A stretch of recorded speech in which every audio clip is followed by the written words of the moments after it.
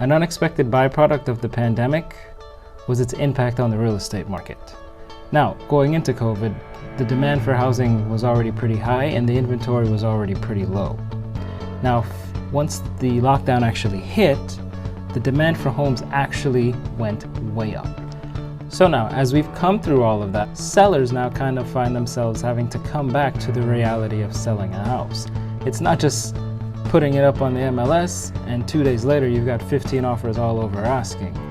So what is that going to mean for you if you're a homeowner and planning to sell your home going into this fall and this holiday season? That's what we're discussing here today.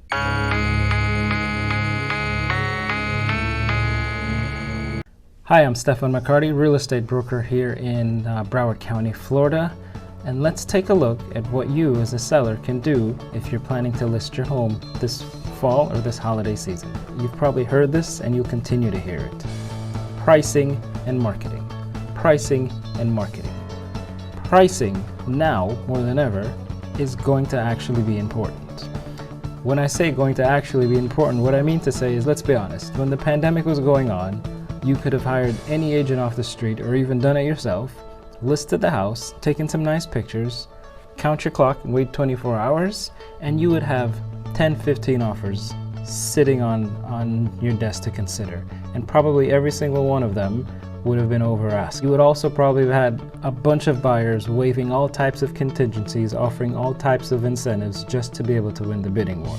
And all you had to do is sit there and pick the one that best suited you. Quite frankly, that time has passed. Now, some of you may be saying, well, not in my market. I understand. Again, real estate is still quite local and every market is not the same. That's not what I'm saying. But I can tell you here in Broward County, especially in our single family home market, that time has passed. So pricing and pricing properly has become a necessity once again. So what do I mean by pricing? So let's explore that. Now, typically, most people view pricing as a one-stop thing, okay? You price it a little bit high and you leave yourself a little room for negotiation because buyers are always going to come in and try and get the price down, okay? Understood. Now, that's only one of a few strategies, okay? There are others to consider, and this is the time now that when you sit down with your agent, you're going to have to start to consider these different strategies to figure out which one works best for you, your situation, and the house that you're trying to sell. So let's give an example of why that very typical pricing strategy might not work in this market. Consider that interest rates are pretty high, right? At the time this video was made, they're floating a little bit above 6%, where at this time last year it was about half that, okay?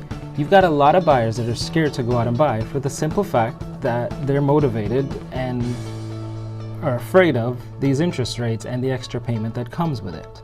Now, you as a seller decide to take this very typical pricing strategy and price the house 10, 15, 20,000 above to leave yourself room to negotiate. Okay. Now put yourself in the shoe of that buyer. I am already scared and worried about the extra monthly payments of this 6% interest rate that I'm gonna have to take. Now I'm going looking for homes and I see this house that, based on everything I've seen in the neighborhood on the market, is about 10, 15, 20,000 above. So now not only do I have to pay higher because of interest rates, which is gonna make my monthly payment go up, but now this seller is gonna ask me to overpay for this house when all of the other houses in the neighborhood are already starting to sell at lower prices. I don't want to go see your house. You see what can happen there? Simply by pricing the house slightly above, and it was for good reason, to give yourself room to negotiate, but just by pricing it slightly above, you've turned off that buyer. And I guarantee you, that buyer that I just made up, that buyer exists. In South Florida, particularly here in Broward County where we do most of our work, that buyer exists and they're all over the place. That's a pricing strategy that in this market probably won't work. So let's consider the time of year that we're talking about. As you start now getting into the fall and the winter, where we have a lot more holidays and families take trips, that's usually a time when you don't find a lot of homeowners wanting to uproot their family and move. You've also got the same thing on the buyer's side, probably not to the same degree, but you've got lots of folks who simply don't want to move during the holiday season. So if you're going to sell during that time, and most people that sell during that time, it's because whatever change in life is going on, that's when they have to do it. If you're going to do it at that time, you've got to make sure again that your pricing and your marketing is on point. Otherwise, you're going to be losing out on potential buyers. And as we just pointed out, there's already a slowdown in the number of buyers during that time of year anyway. So let's talk about a different pricing strategy that sometimes gets used. And believe it or not, it is literally pricing the house exactly what you think it's worth. Why do you do this? Because first, every buyer that sees the place will now come and see it.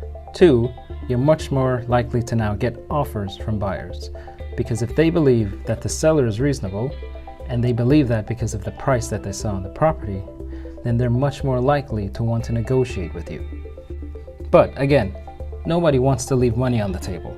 So this is where the second part of what I keep preaching, the marketing, has to be on point and complement the pricing. If you're going to price that house right at market, you're going to get an increased number of buyers. So now your marketing has to be on point to take advantage of that situation so that you can drive up the price a different way, namely by forcing competition. Now, one way to accomplish this is with an open house. And look, I know what some of you may be thinking, an open house is an open house, but believe me, all open houses are not the same.